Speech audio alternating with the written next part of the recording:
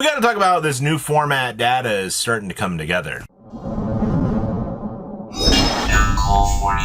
Make sure you guys smash the link, crap out of that subscribe button so you guys don't miss out on more now, this is quite an interesting picture that we're seeing. Because remember, we just came off of the Kong's Cards event literally last week.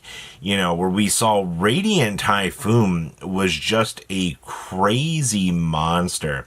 And it was really looking to topple over a lot of the meta. Well, we have entered into regional season now, and this is our favorite time where we can actually look at data from this weekend and start to paint the picture of how Burst Protocol is actually going to be affecting us. Now, the Aurora WCQ here is quite an interesting little tale because Cool Tomb had a top. Now, I'm not surprised about this because the org just ran an event as well, and Cool Tune ended up winning that event. So I'm a little bit more intrigued to see that, you know, a deck like Cool Tune, where we've just been, you know, scraping it off and calling it bad, or at least, you know, not really a strong meta contender, is kind of grinding its way through these events and actually doing well. But I do believe, you know, you're obviously going to have to be a good enough player to figure out the intricate parts, because until we get the next wave of support, I think it's just going to be kind of a quiet little go from this point. We also did have, I think one of the cooler things here was White Forest Elf Notes. Now, this was a build that was popping up in the OCG that was showing some generally good results. And I mean, like, it just seemed like a decent challenger. And we've talked a little bit about White Forest being one of those decks that might actually just kind of take this format by storm, because nobody really respects the deck right now. You know, Droll's at 2, and Droll was one of the craziest cards that we had that was originally holding back this particular package. So that's an interesting little note too. We did have a Yummy challenger, which was Radiant Typhoon Yummy. We really are spicing up some of these different builds. We also had a single Vanquishal. We also had a Mitsurugi. And we also had 2 Draco Tail branded builds. Now, this is kind of pointing the exact opposite picture that we've been seeing, where, you know, branded Draco Tail was supposed to be the best deck. Well, you know, shifting from one event to another here, you know, Draco Tail might actually be one of those long-term competitors that's going to do pretty decent. Now, we shift on over here to St. Peter's WCQ. Holy crap, man. Half of the field was Draco Tail. I am actually so shocked about this. And once again, this paints the picture of the meta that we've been starting to see here, that people expected, that, you know, Draco Tail is supposed to be the best deck. Not a single Radiant Typhoon list in this top cut. Now, we did have a Mermail Challenge, which ended up winning this event.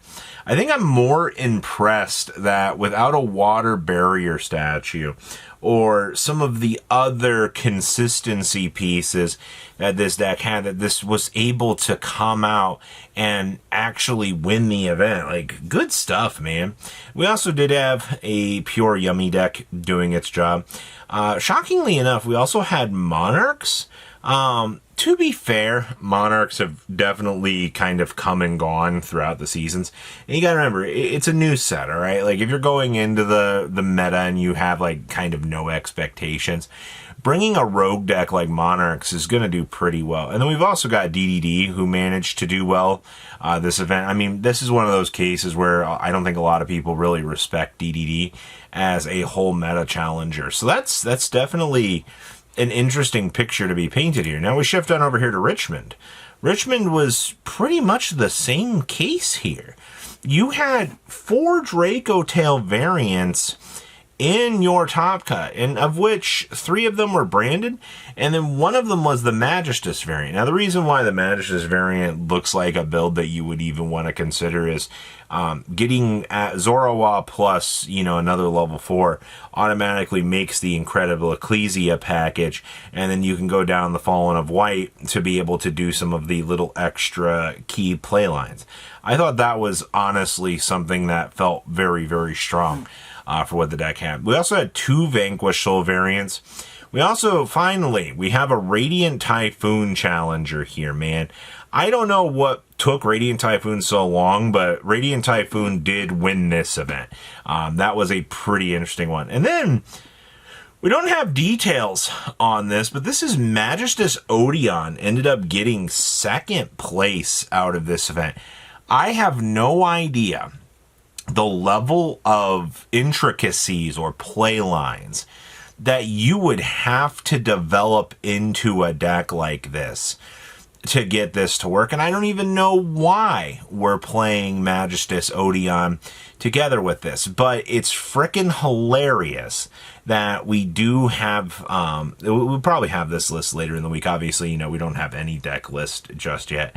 You know, we're here looking at the raw potential of the meta and seeing, you know, why X deck is performing better than some of the other situations that we've necessarily found ourselves in.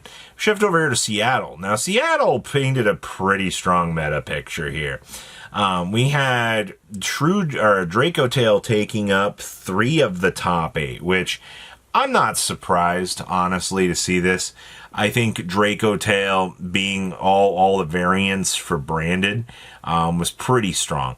Now, once again, I'm not saying that the Magistus build is bad. I'm just saying the branded build just feels incredibly better. We also had a Mitsurugi Rizal list.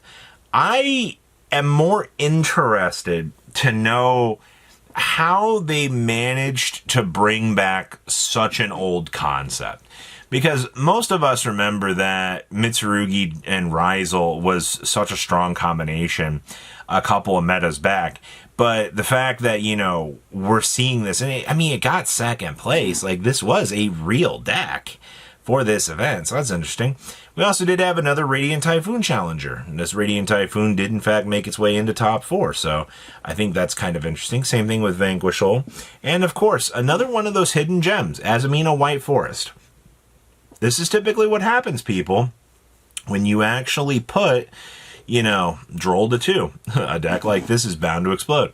And we also did have a Malice challenger. Now, if you do remember looking at the Kongs tournament, we did have a decent amount of Malice running around in the later half of the top 16.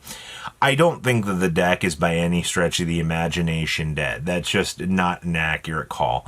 It's just, to the people that are going to be looking at this deck, I mean, you got to work way harder now to get those wins with Malice. Interesting. And then, well, Milwaukee. Oh, okay. So this is interesting. We actually had 3 branded Despia list. This is interesting because they weren't actually trying out any of the, I assume Fallen of White was in here, but we just opted to not go with the Draco Tail variant. Now, obviously, that's not saying the Draco Tail wasn't present here, because it literally is right here. 5 of your top 8 were dedicated to, you know, branded variations in general. Take a moment to think about that. All right, that's kind of crazy. We also had a Vanquishal. We had another Yummy variant. This was Sulfacord Yummy. And we also had a Canine Crystron pile.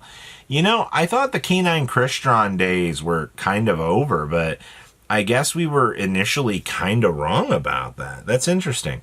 So your takeaways today, as we've been looking at this. Branded Draco Tail is looking like it's going to be the breakout. Radiant Typhoon kind of running back on the back burner. I think it's going to take a little bit of time for that deck to kind of do its thing.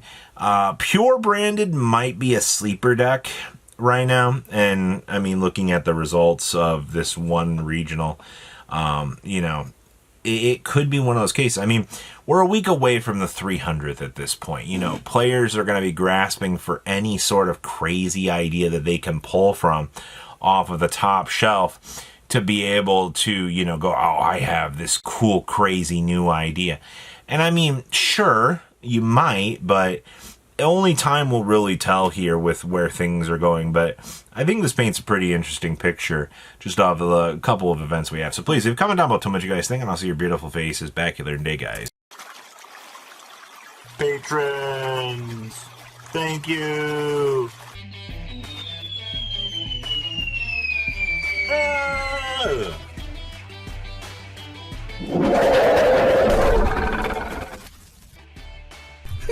you so much for watching. Check out these other videos.